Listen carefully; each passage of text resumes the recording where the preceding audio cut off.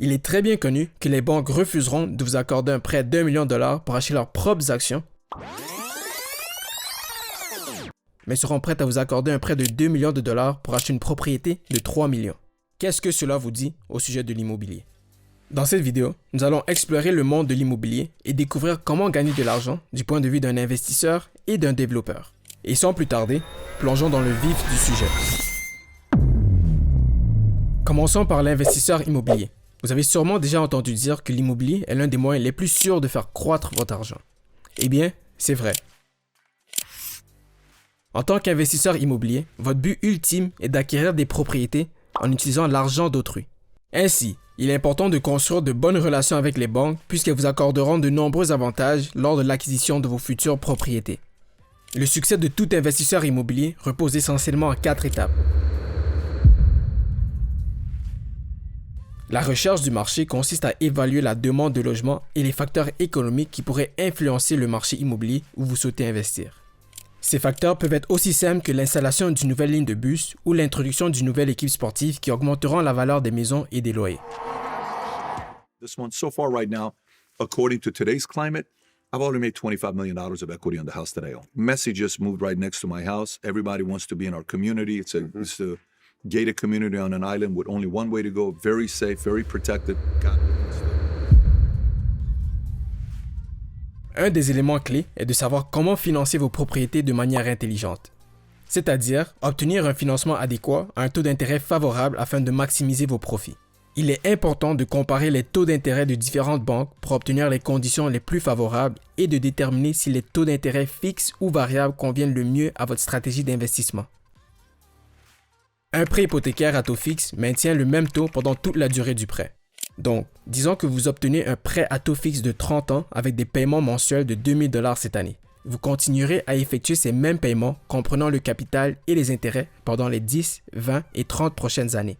Par contre, les prêts hypothécaires à taux variable peuvent changer en fonction des conditions du marché, ce qui signifie que vos paiements mensuels peuvent soit augmenter ou diminuer. Le type le plus populaire de taux d'intérêt variable s'intitule le taux variable hybride. Ils sont basés sur une durée de 30 ans et commencent par un taux d'intérêt fixe pour une période spécifique, généralement de 5 à 10 ans. En règle générale, les taux d'intérêt fixes sont favorables lorsque vous préférez un flux de trésorerie stable et prévisible ainsi que si vous avez l'intention de conserver la propriété pendant une période prolongée. Il vous protégera aussi contre les augmentations éventuelles des taux d'intérêt au fil du temps. Les prêts hypothécaires à taux variable sont favorables lorsque les taux initiaux sont plus bas que ceux des taux fixes disponibles et pour des investissements à court terme.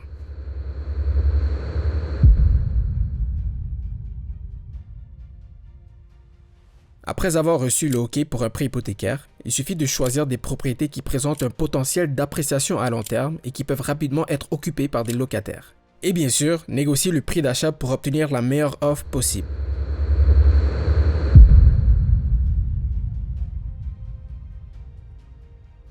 La gestion consiste à mettre en œuvre des systèmes visant à attirer des locataires de qualité et d'optimiser les rendements, le tout sans avoir à y investir trop de votre temps.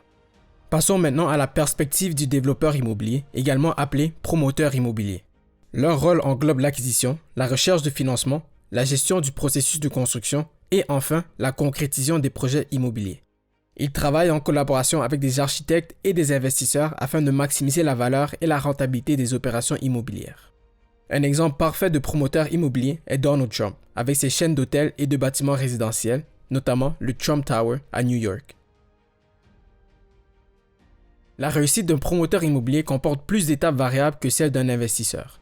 Il s'agit de créer une équipe d'architectes, d'ingénieurs et d'entrepreneurs, de promouvoir votre projet au public et de coordonner le processus de construction pour éviter les retards coûteux. Sans nous attarder sur les détails, explorons les étapes clés pour assurer la réussite de tout promoteur immobilier. Cette étape ressemble beaucoup à celle d'un investisseur immobilier, mais à une échelle plus importante.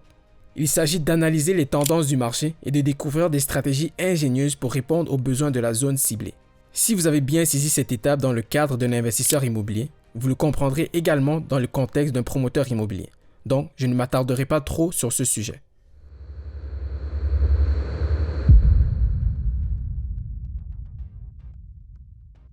Évidemment, pour mettre en œuvre un projet, il est nécessaire de trouver un terrain à acheter ou à louer, que ce soit auprès de la municipalité ou d'un particulier.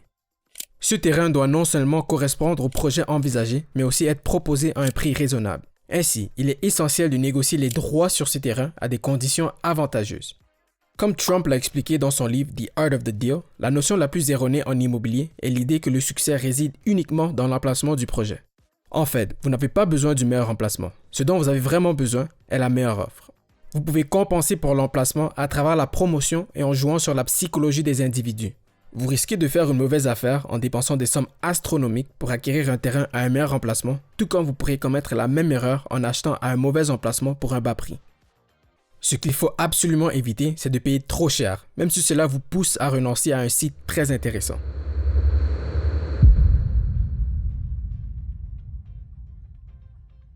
La troisième et la quatrième étape peuvent s'inverser, car vous vous trouverez souvent dans un catch-22. En d'autres termes, certaines banques refuseront de financer votre projet avant que vous n'obteniez les permis nécessaires de la municipalité qui approuve la construction du projet en question. Cependant, il se peut également que la ville refuse votre demande de permis sans preuve de financement du projet. Ainsi, vous vous trouverez dans une situation complexe où il est nécessaire de trouver des solutions créatives. Bref, cette étape consiste à obtenir le financement nécessaire auprès des banques et des investisseurs. Ce qui distingue les investisseurs et les promoteurs immobiliers est qu'à cette étape, les créanciers sont beaucoup plus exigeants en raison de la somme plus importante en jeu. Ils s'attendent à ce que vous leur présentez les schémas des architectes, les plans de construction et les projections financières concernant les revenus futurs.